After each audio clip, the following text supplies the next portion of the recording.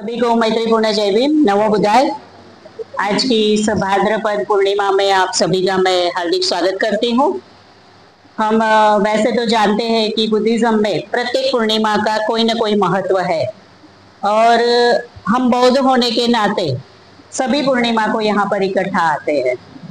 तो आज की जो पूर्णिमा है उसका मैं महत्व बताऊंगी कि आज की पूर्णिमा के दिन बौद्ध धर्म में जब बुद्ध जीवित थे तब क्या हुआ था। तो आज की जो पूर्णिमा है इस दिन तथागत बुद्ध का जो संघ था उसमें भिक्षुओं के बीच में विवाद हो गया था। तो हम सब जानते हैं कि भगवान बुद्ध जी के जो उपदेश है वो सूक्त में गठित किए गए हैं, 84,000 सूक्त है। तो उस समय भगवान बुद्ध के समय जो भी लोग मतलब कि वो जो भिक्षु संघ में बुद्ध की जो देशना को कंठस्थ करते थे और लोगों को बताते थे तो उनको सूत्राचार्य कहा जाता था। सूत्राचार्य क्योंकि बुद्ध वचनों का संग्रह सूक्त में हुआ है, 84,000 सूक्त में बुद्ध वचनों का संग्रह है। और जो लोग जो भिक्षु श्रामणेर और भिक्षुओं के लिए जो शील तय करते थे कि इनको 10 शील का पालन करना है, जो छोटे बच्चे हैं 20 साल की कम उम्र वाले जो श्रामणेर है तो उनको 5 शीलों का पालन करना है, तो वो जो सिखाते थे जो तय करते थे उनको शीलाचार्य कहा जाता था। तो गोसीरा में कौशाम्बी के पास गोसीरा जगह है, वहां पर उस समय भगवान बुद्ध के साथ भिक्षु संघ रह रहा था। तो एक दिन ऐसा हुआ कि जो शुक्राचार्य थे उन्होंने भिक्षाटन करके आए और भिक्षा आरोगी और भोजन आरोगा और उसके बाद वो भिक्षा पात्र में हाथ धोकर वो भिक्षा पात्र वहीं छोड़ दिया। उन्होंने उस भिक्षा पात्र को धोया नहीं और वो वहां से चले गए। तो जब शीलाचार्य ने ये बात देखी तो उन्होंने उनको टोका कि आपने ऐसा क्यों किया, ये आपकी गलती है। तो जो सूत्राचार्य थे उन्होंने क्या कहा कि मैंने जानबूझकर नहीं किया है, अतः मैं दोषी नहीं हूं। तो प्रत्येक भिक्षु ने अपने अपने आचार्य का पक्ष लिया। जो सूत्राचार्य के पक्ष में थे उन्होंने बोला कि नहीं, सूत्राचार्य की बात बराबर है कि आपने भिक्षा पात्र धो कर रखना था। और शीलाचार्य जो थे उनके लोगों ने बोला कि नहीं, उन्होंने जानबूझकर नहीं किया है इसलिए वो दोषी नहीं है। तो इस तरह से आपस में दोनों गुट हो गए और झगड़ा करने लगे। तो भगवान बुद्ध उस समय वहीं पर समीप में ही रहते थे, तो लोगों ने जाकर भगवान बुद्ध को जानकारी दी कि इस तरह से भिक्षु संघ में विवाद खड़ा हो गया है और ये लोग इस तरह से झगड़ा कर रहे हैं। तो भगवान बुद्ध आए और उन्होंने शीलाचार्य से कहा कि हमें अपने दृष्टिकोण जो रहते हैं उससे अधिक बंधे नहीं रहना चाहिए। कभी कभी हम है ना, हमारे जो दृष्टिकोण होते हैं ना उसी को सही मानते हैं, दूसरे के दृष्टिकोण को हम महत्व नहीं देते। तो भगवान बुद्ध ने वहां पर शीलाचार्य से कहा कि हमने अपने दृष्टिकोण से बहुत अधिक बंधे रहना नहीं चाहिए, दूसरे के दृष्टिकोण को भी समझने का हमने प्रयास करना चाहिए, हमने उनके दृष्टिकोण को भी ध्यान से सुनने का प्रयास करना चाहिए। और अगर आप इस तरह से सुनेंगे तो फिर भिक्षु संघ में दरार नहीं पड़ेगी। लेकिन और यही बात उन्होंने सूत्राचार्य के पक्ष को भी बताई कि आपने भी इस तरह से नहीं करना चाहिए। लेकिन भगवान बुद्ध तो फिर बोलकर अपने कक्ष में चले गए अपनी कुटिया में। तो बात बहुत बढ़ गई, लोगों ने माना नहीं, दोनों पक्षों ने, और बात इतनी बढ़ गई कि उपासकों तक पहुंच गई और सारे उपासक भी अंदर अंदर बात करने लगे। उस समय के जो दूसरे संघ थे जैनों का वगैरह, तो उनके अंदर भी ये बात पहुंच गई कि भाई भगवान बुद्ध के भिक्षु संघ में इस तरह से वाद विवाद हो गया है, अब क्या होगा आगे। तो इस तरह से पूरे कौशाम्बी नगर में ये बात पहुंच गई। तो बात बहुत ही अन्य संप्रदायों तक पहुंच गई। तो फिर बुद्ध को लोगों ने कहा कि आप फिर से एक बार हस्तक्षेप कीजिए। और समझाइए। तो भगवान बुद्ध फिर से एक बार सभागार में आते हैं, घंट बजाते हैं, वो बेल बजाते हैं और सबको सभागार में इकट्ठा करते हैं। वहां पर वाद विवाद के को समाप्त करने के लिए उन्हें बताते हैं कि भाई अपना वाद विवाद समाप्त कीजिए, नहीं तो फिर इससे क्या होगा, संघ में विभाजन उत्पन्न हो जाएगा। तो कृपया जाकर अपनी अपनी साधना कीजिए ताकि आपका मन एकाग्र होगा, आप समाधि में लगोगे तो आपका जो अहंकार है उस पर आप विजय प्राप्त कर सकोगे। आपका जो क्रोध है अभी उस पर भी आप उसके भी आप शिकार नहीं होगे।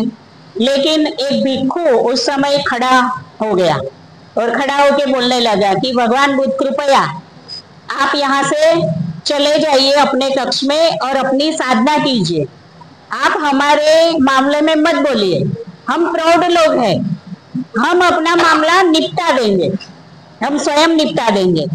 तो भगवान बुद्ध फिर अपने कक्ष में चले गए और वहां जाकर फिर वो कौशाम्बी की तरह भिक्षाटन के लिए निकल गए।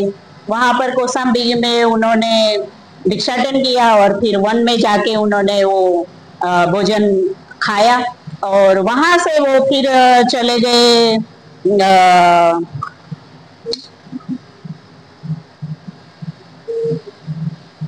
बालक लोणकर गांव गए। वो वहां भृगु भृगु नाम का एक भंते था, उनसे मिले।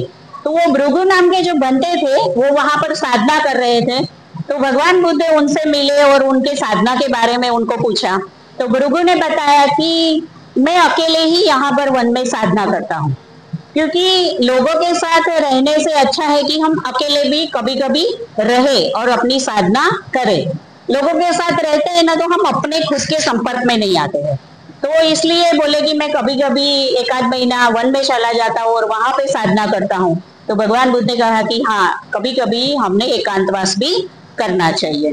तो इस तरह से फिर वहां से वो भृगु से विदाई लेकर वो वेणुवन के तरफ गए और वेणुवन में वो अनिरुद्ध से मिले। अनिरुद्ध बहुत बड़े भिक्षु है बौद्ध संघ में। तो अनिरुद्ध से मिले और अनिरुद्ध के साथ उन्होंने देखा कि नंदी और किम्बल ये दो लोग और भिक्षु भी वहां रह रहे हैं। तो बुद्ध ने उनसे पूछा कि क्या आप लोग एक दूसरे से मिलजुल कर रहते हो? तब अनिरुद्ध ने कहा कि हाँ, हम एक दूसरे का पूरा ख्याल रखते हैं, हम एक दूसरे के साथ जैसे दूध में शहद मिल जाए इस तरह से हम लोग रहते हैं। तो नंदी और किम्बल को भी पूछा, भगवान बुद्ध ने इशारा किया तो उन लोगों ने बोला कि हाँ भगवान, हम ऐसे ही रहते हैं। तो फिर बाद में नंदी और किम्बल के बारे में उन्होंने अनिरुद्ध ने कहा कि जब भी मुझे नंदी या किम्बल को कुछ कहना होता है तो मैं पहले सोचता हूँ कि मैं जो कहना चाहता हूँ उनसे उनको उनके मन पर क्या प्रभाव होगा, उनको कैसा लगेगा। जब मुझे ऐसा लगता है कि मेरी कोई बात कहने से उनको बुरा लगेगा या उनके भावना को ठेस पहुंचेगी तो मैं ऐसा काम फिर नहीं करता हूँ, मैं बहुत ही ऐसा ध्यान रखता हूँ। तो इस तरह से अनिरुद्ध ने अपने दोनों भिक्षुओं के बारे में भी बात कही और बुद्ध फिर उन तीनों भिक्षुओं के साथ 1 माह तक रहे वहां पर। तो उन्होंने देखा कि प्रातः साधना करने के बाद वे लोग कैसे भिक्षाटन के लिए जाते थे और जो भी भिक्षाटन करके पहले आता था तो वो जगह को साफ कर देता था, वहां पर आसन बिछा देता था, वहां पर जल रख देता था कि जो बाद में भिक्षु आए तो वो हाथ पांव धोए और शांति से बैठे। वहां पर एक भिक्षा पात्र रख देते थे और उनको जो मिला था उसमें से वो थोड़ा उस पात्र में रख देते थे ताकि किसी भिक्षु को अगर किसी दिन भिक्षा नहीं मिली तो वो इसको खा सके। तो इस तरह से वो लोग एक दूसरे का ध्यान रखते थे।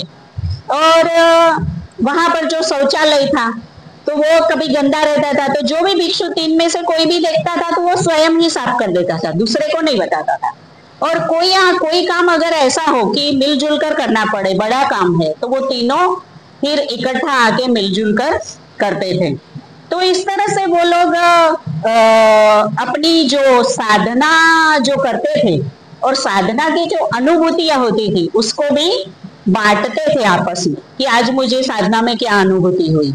तो उन लोगों का बहुत ही मैत्रीपूर्ण ऐसा वार्तालाप था तो ऐसा कहा जा सकता है कि एक अनिरुद्ध, तीन मिलकर एक अनिरुद्ध, ऐसी कहानी है कि तीन मिलकर एक अनिरुद्ध, तीन लोग थे लेकिन एक ही मत था उन लोगों का, एक साथ मिलकर सारे निर्णय वो लेते थे और एक साथ मिलकर रहते थे। तो भगवान बुद्ध ने वहां पर सौहार्द कैसे रखा जाए, सामंजस्य कैसे रखा जाए, एक दूसरे के साथ हम कैसे सामंजस्य संग भावना से रह सकते हैं, उसके बारे में उन्होंने, जो मूलाधार है सौहार्द का, उसके बारे में भगवान बुद्ध ने वहां पर कुछ बातें बताई।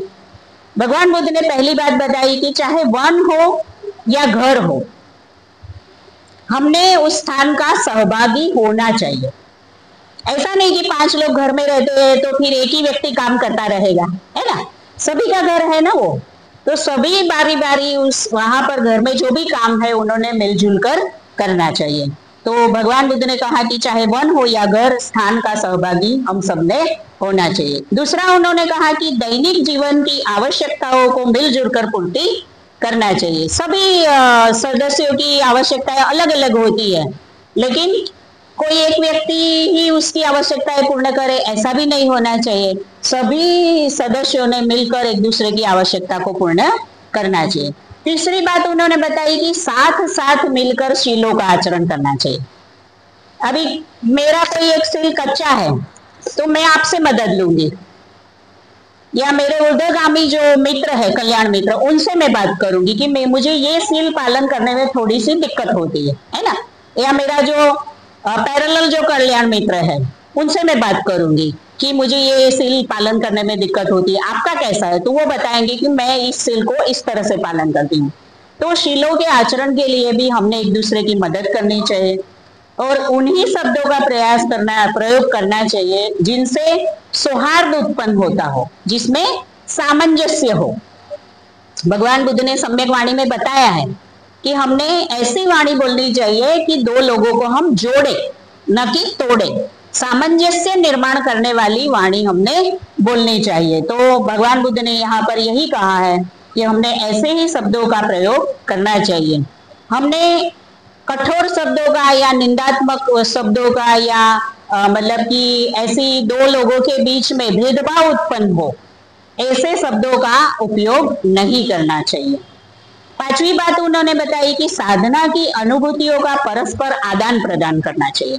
हम जो भी साधना करते हैं, अगर मैं आनापानसती अच्छा कर सकती हूँ और आप नहीं कर सकते हैं तो मैं आपसे आदान प्रदान करूंगी कि आप इस तरह से करिए, और मेरी आज आनापानसती ध्यान साधना में मेरा क्या अनुभव रहा, मुझे क्या अनुभव आया, वो भी हम आदान प्रदान कर सकते हैं। तो इस तरह से जो भी हम साधना करते हैं उसमें भी हमारा आदान प्रदान होना चाहिए। दूसरे के दृष्टिकोण को सम्मान देना और अपना दृष्टिकोण हठात न मनवाना कि मेरी ही बात सच्ची है, मैं जो कहूँ वो ही सच्चा है, इस हठ से हमें दूर रहना चाहिए। हमने दूसरों के दृष्टिकोण को भी समझने का प्रयास करना चाहिए। सारी बातें हमारी ही सच होती है ऐसा कभी नहीं होता। कभी कभी कोई बातों में हमें कुछ जानकारी नहीं होती, लेकिन इंसान का स्वभाव कैसा है, उसको सभी बात की जानकारी है ना, उस तरीके से वो दूसरों को सलाह देता रहता है। अरे भाई, सामने वाला भी मनुष्य है, उसके पास भी तर्कशील मन है ना, बुद्धि है, तो वो भी तर्क कर सकता है, वो भी अपनी तर्कशील बुद्धि से सोच सकता है कि मेरे लिए क्या अच्छा है या क्या अकुशल है। तो इस तरह से हमने हठपूर्वक अपने दृष्टिकोण को दूसरों पर थोपना नहीं चाहिए। बुद्ध वहां से फिर रक्षित वन में चले गए और वहां वे शाल के वृक्ष के नीचे भोजन लेकर वहां साधना करने लगे। और साधना के अंत में उन्होंने तय किया कि मैं अभी सुरक्षित वन में रहूंगा, और वो किसी को भी बताए बिना ही गए थे। आनंद उनकी परछाई थे, उनके एक तरह से पिए थे, लेकिन उनको भी उन्होंने कुछ नहीं बताया था। तो वहां पर वो रक्षित वन में उन्होंने वर्षावास करने का सोचा। तो वहां पर बहुत सारे पशु पक्षी रहते थे, वहां हाथी रहते थे, है ना, वहां मंकी रहते थे, बंदर। तो सभी लोगों के साथ वो मिलजुल गए। हाथी रोज उन्हें फल लेके लाके देते थे, बाकी के जो बंदर वगैरह थे उन्होंने लाके उनको मध लाके दिया, मधु, और इसलिए इस पूर्णिमा को मधु पूर्णिमा भी कहा जाता है कि बंदर ने वहां जंगल में भगवान बुद्ध को मध दिया था, मधु बोलते हैं ना, तो हनी, तो वो दिया था। तो इस तरह से सारे पशु पक्षियों ने उनकी सेवा की।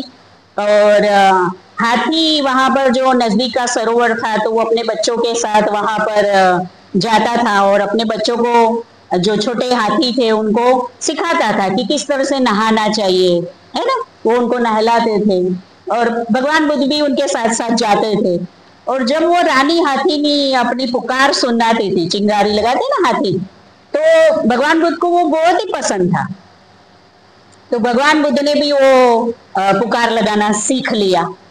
और जब एक दिन वो रानी हाथी ने पुकार लगाई, तो भगवान बुद्ध ने भी सामने से पुकार लगाई, तो वो हाथी दौड़ के आई और भगवान बुद्ध के चरणों में बैठ गई और उनको फिर भगवान बुद्ध सहलाने लगे। तो इस तरह से भगवान बुद्ध ने वहां पर हाथी की ये पुकार भी लगाना सीख लिया।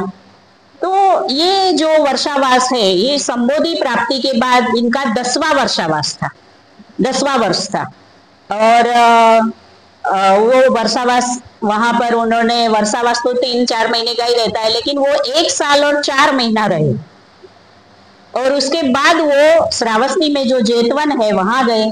तो वहां पर वो गए तो आनंद कुटिया को सफाई कर रहे थे, उनकी कुटिया को।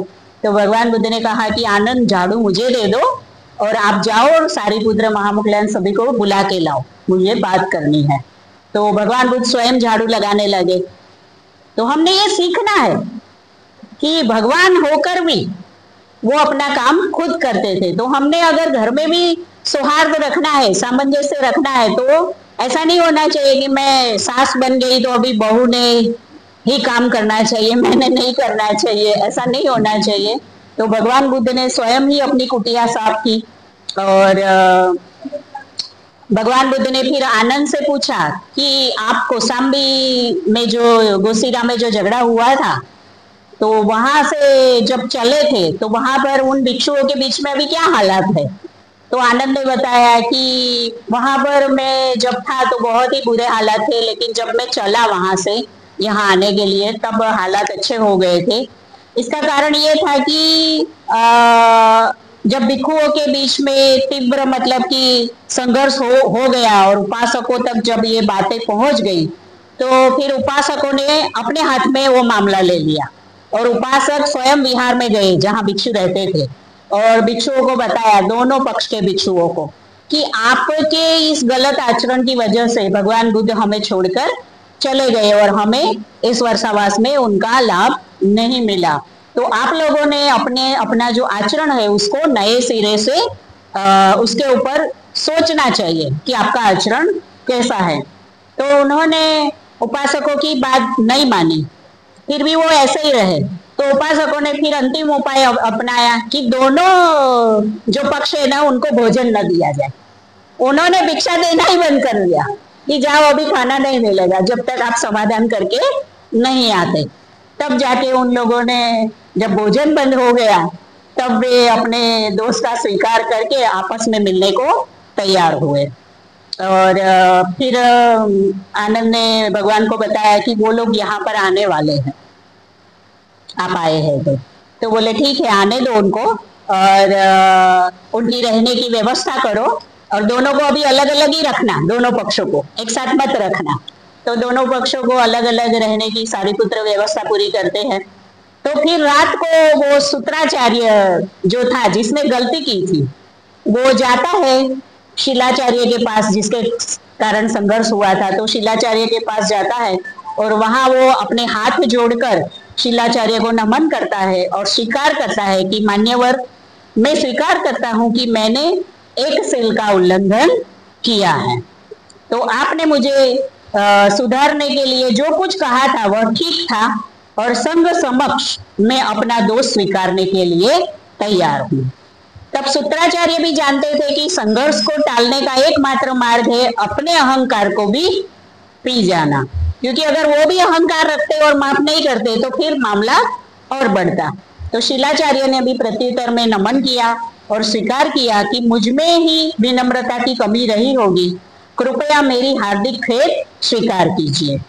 तो इस तरह से संघ में जो विवाद था वो निपटाया गया और फिर भगवान बुद्ध ने लोगों को सभागार में बुलाया और वहां पर भी उन्होंने फिर 7 बातें बताई, जिसे सप्ताधिकरण समता का उपदेश बोलते हैं।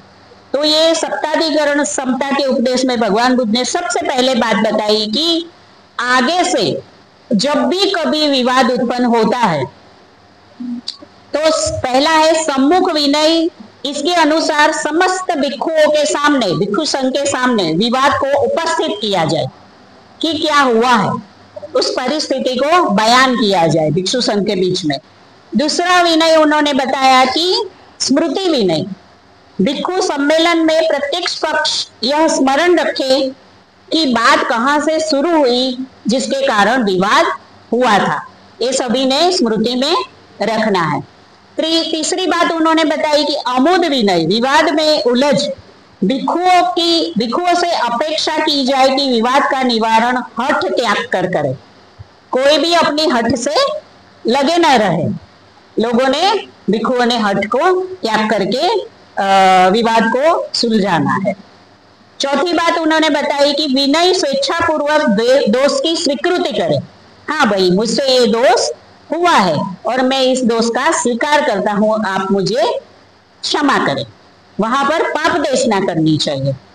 और पांचवा है कि प्रतिज्ञा कारक विनय, निर्णय की स्वीकृति। जो भी निर्णय फिर वहां पर आए उस निर्णय को सभी लोगों ने, दोनों पक्षों ने स्वीकार करना है। और छठा है कि यह जो विनय है, यद भूयासिकय विनय, सर्वानुमति से निर्णय हो। कोई एक व्यक्ति ना बोल दे कि ऐसा कर दो, सर्वानुमति से निर्णय आना चाहिए। और सातवां है तृण स्तारक विनय, कीचड़ को घास पात से ढकना। तो उन्होंने कहा कि जब भी कोई मामला ऐसा विवाद का होता है भिक्षु संघ में, तो सबसे पहले क्या करना है कि एक मान्य भिक्षु का नियुक्ति करना है। वो भिक्षु ऐसा होना चाहिए कि जिनकी बात सभी लोग माने, दोनों पक्ष मानते हो।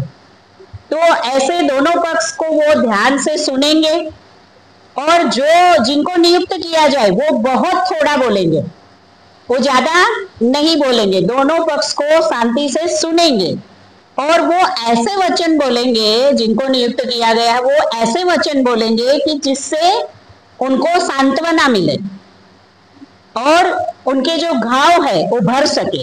कभी कभी ना मार कर जो घाव लगता है ना, उससे ज्यादा वाणी से लगता है ना, वो घाव जल्दी नहीं भरते। तो इसीलिए भगवान बुद्ध ने कहा कि ऐसा भिक्षु हो कि जो उनको सुने और वो ऐसा बोले, कम बोले, बिल्कुल थोड़ा बोले, लेकिन ऐसा बोले कि उनको सांत्वना मिले, उनके घाव भरे जा सके और वह दोनों पक्षों को समझौता करा सके। ऐसा मान्य भिक्षु चुना जाए और क्षमा करने का अनुरोध कर सके एक दूसरे को। और उनके शब्द ऐसे हो जो कीचड़ पर घास पात डाल दिया जाए। कीचड़ हो और उस पर घास डाल दे तो वो छुप जाएगा ना। तो इस तरीके का उनका ये होना चाहिए, उनके शब्द ऐसे होने चाहिए ताकि भिक्षु उस पर चल सके, है ना। कीचड़ हो और उसके ऊपर घास पात डाल दी जाए तो फिर भिक्षु वहां से चल सकते हैं ताकि उनके कपड़े गंदे ना हो। इस तरह का वो उदाहरण दिया है कि ऐसे वरिष्ठ भिक्षुओं को चुनना चाहिए और ऐसे वरिष्ठ भिक्षुओं को लोग अपनी छोटी मोटी जो भी चिंताएं होती है उनको वो अभिव्यक्त कर सके, वहां पे डर ना हो कि मैं बोलूं कि ना बोलूं। तो ऐसा बहुत कम बोलने वाला, ज्यादा सुनने वाला, इस तरह का व्यक्ति चुना जाए जो सबको मान्य हो। इससे क्या होगा बोले, कटुता घटेगी संघ में और दोनों पक्षों का स्वीकार्य निर्णय कर पाने की स्थिति में दोनों पक्ष आ जाएंगे। तो इस तरह से भगवान बुद्ध ने जो भिक्षु संघ में विवाद हुआ था उसको निपटाया। और आज के दिन अंगुलीमाल की भी दीक्षा है। हम सब जानते हैं कि अंगुलीमाल ने 999 लोगों की हत्या की और जब वो बुद्ध की हत्या करने के लिए जा रहा था तो भगवान बुद्ध जब जंगल की ओर जा रहे थे, भगवान बुद्ध को लगा कि बस अभी तो आज तो इसका भी समय आ गया है अंगुलीमाल का कि जिसको शिक्षा मिलनी चाहिए आज, उनका भी मतलब कि बुद्धत्व की ओर जाने का समय आ गया है तो उनको आज मैं मिलूंगा।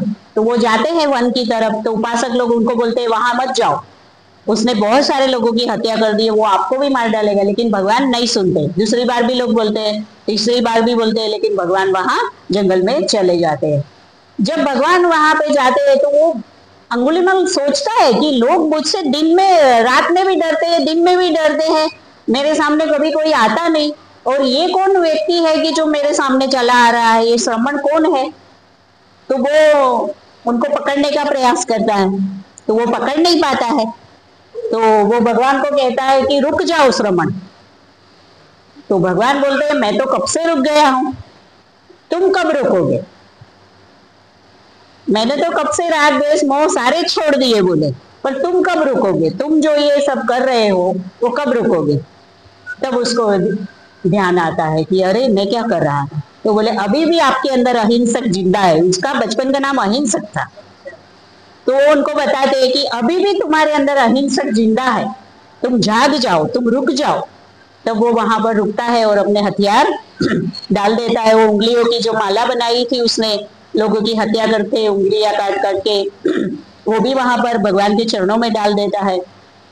भगवान उसको अपने संग में ले जाते हैं, अपने साथ वहां मुंडन करके चीवर पहना देते हैं। और वहां पर फिर राजा बिंबिसार उनको मिलने आते हैं। तो राजा बिंबिसार बोलते हैं कि भगवान मैं आज बहुत व्यथित हूँ। बोले क्या हुआ, राजपाट में कुछ प्रॉब्लम है, आसपास के राजाओं की कोई प्रॉब्लम है क्या है। तो बोले नहीं ऐसा कुछ नहीं है, लेकिन मेरे राज्य में अंगुलीमाल नाम का डाकू है, वो मेरी प्रजा को बहुत ही प्रताड़ित कर रहा है और मैं उसको परास्त करने में नाकामयाब हुआ हूँ। अब आप ही कुछ रास्ता दिखाए। तो भगवान कहते हैं कि अगर वो आपको मिले और उसने मुंडन किया हो, उसने चीवर पहना हो, तो अरे बोले भगवान ऐसे मुझे मिल जाए तो मैं तो उसको सारे जिंदगी भर का उसको भोजन दूं, उसके चीवर दूं। तो भगवान फिर उसकी पहचान कराते हैं कि ये रहा अंगुलीमाल। तो वो आश्चर्य में पड़ जाते हैं। तब वो राजा उनको बोलते हैं अंगुलीमाल को कि भाई लो मैं आपको आपकी पूरे जीवन भर का मैं आपको चीवर दूंगा और आपको भोजन भी दूंगा। तो अंगुलीमाल बोलता है कि नहीं, मैं तो ये जो कचरे के ढेर पर या लाशों के ढेर पर जो पड़े होते हैं कपड़े, उसका मैं तो पाशुकुल चीवर पहनता हूँ, मैं ये कपड़े का चीवर नहीं पहनता हूँ। तो मेरे लिए तो कोई जरूरत नहीं है, मैं तो वहां से ले लूंगा और पहन लूंगा, और मुझे 3 चीवर बहुत है। फिर वो एक दिन भिक्षाटन के लिए गांव में जाते हैं। तो गांव में लोग उसको पहचान जाते हैं कि ये तो अंगुलीमाल है और उसने इतने सालों में बहुत कुछ लोगों के साथ किया था। तो लोग उसको पत्थर मारते हैं, डंडे मारते हैं, तो उसको खून निकल आता है। फिर भी वो अपना मार खाता रहता है और सोचता है कि मैंने जो भी अकुशल कर्म किए थे उसका ही ये फल है, तो निकल जाने दो, बुरा खून था। तो वो वहां पर सहनशील होता है, प्रतिक्रिया नहीं देता है। और जब वो जाता है वहां पर कुटिया पर और भगवान बुद्ध से देखते हैं, तो भगवान बुद्ध से बोलते हैं कि क्या हुआ, इतना सारा खून आपको निकला है। तो वो कहते हैं कि लोगों ने मुझे ऐसी पिटाई। तो बोले तुमने सामना क्यों नहीं किया। तो बोले मैं तो अभी अंगुलीमाल हूं नहीं, मैं तो अभी भिक्षु हूँ, तो मैं तो सहनशीलता का अभ्यास कर रहा था और मैंने जो कर्म किए थे उसका ही ये फल है, इसलिए मैंने किसी का सामना नहीं किया। और आप सोचो कि 999 लोगों की हत्या करने वाला व्यक्ति उसी जीवन में अरहत पद को प्राप्त होता है। तो कुछ भी इम्पॉसिबल नहीं है। हम अगर सोचे तो हम भी इसी जीवन में अरहत बन सकते हैं। कम से कम श्रोतापन बन के तो जाए, 10 बंधन ना तोड़ सके, कम से कम 3 बंधन तोड़ के तो जाए। हमारे पक्के दृष्टिकोण है जो दूसरों पर हम थोपते रहते हैं, वो पक्के दृष्टिकोण को हम छोड़ दें। हमारे जो कर्म कांड है, अभी जो बात हुई, यांत्रिकता से हम फूल रखना, मेणबत्ती रखना, ये सब करते रहते हैं, उसको छोड़ दें कि कर्मकांड बुद्धिज्म में नहीं है। ये तो हमारी भावना है कि हम आए हैं, बुद्ध सिद्धार्थ को हम नहीं फूल मेणबत्ती अगरबत्ती अर्पण करते, हम बुद्धत्व को अर्पण करते हैं। तो हम अपनी जो कर्मकांड है उसको छोड़ दें, सीलवत परामर्श बोलते हैं, और हम अपनी जो विचिकित्सा है, शंका कुशंका है, अनिर्णायक परिस्थिति, ये ध्यान करे कि ना करे, है ना, पूर्णिमा के वर्ग में जाए कि ना जाए, है ना, धम्म प्रवचन सुने कि न सुने। तो ये जो हमारी अनिर्णायक परिस्थिति है, शंका कुशंका है, अगर हम इन 3 बंधनों को ढीला कर देते हैं, तोड़ देते हैं, हम इसी जीवन में श्रोतापन बन जाएंगे और हम स्रोत में पड़ जाएंगे और 7 जन्मों के बाद हम बुद्ध बन जाएंगे। तो हमारे हाथ में है कि हम अपने फिक्स व्यू को कितना पकड़ के रखते हैं, हम अपने दृष्टिकोण दूसरों पर कितना थोपते हैं। तो आज के दिन के लिए यही संदेश है कि सामंजस्य पूर्वक वाणी बोलो और अपने दृष्टिकोण दूसरों पर मत थोपो और लोगों के साथ मिलजुल कर कैसे रहा जाए। तो भगवान बुद्ध ने जो उपदेश दिए हैं उनको सुनो और उनको अपने जीवन में पालन करो। तो आप सभी ने मुझे शांति से सुना, इसके लिए मैं आपका बहुत बहुत धन्यवाद करती हूँ। जय भीम, नमो बुद्धाय।